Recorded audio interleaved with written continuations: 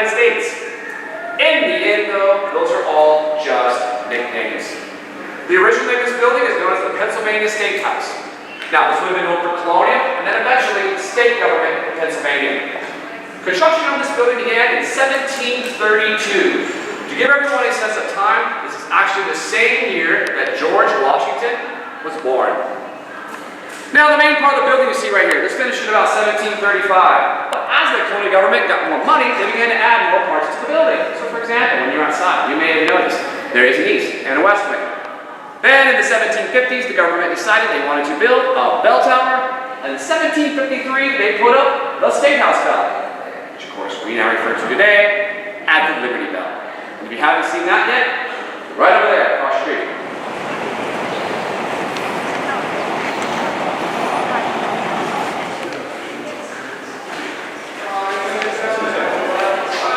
I would like to welcome all of you to the assembly room of the Pennsylvania State House.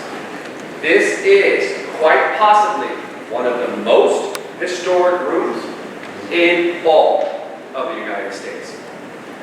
I mean, just give yourself a moment to imagine some of the people in this room during the 18th century.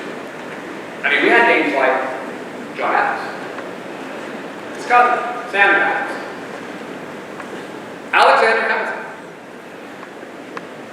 Benjamin Franklin, Thomas Jefferson, and even George Washington. All of these men, and many more in this room at one point or another during the 18th century, that will help to establish what we know today as the United States of America. The very first declarations of independence anyone ever saw were actually printed. Now, out of the 150 to 200 we believe that Dunlap made, we know of 26 of them that remain in existence today. And one of them is actually the little small wing building right next door to us. It belonged to a man named Colonel John Nixon. Colonel Nixon was the very first person to ever read the Declaration of Independence in public, and that was done on July 8th. You got lucky enough to go to Washington, D.C. and check it out in the National Archives.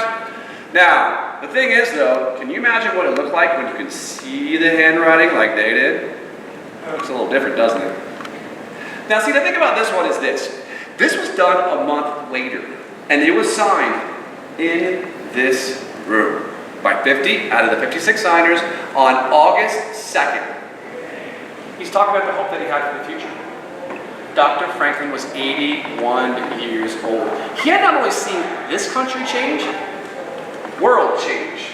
Guys, let's be everyone that's important behind us.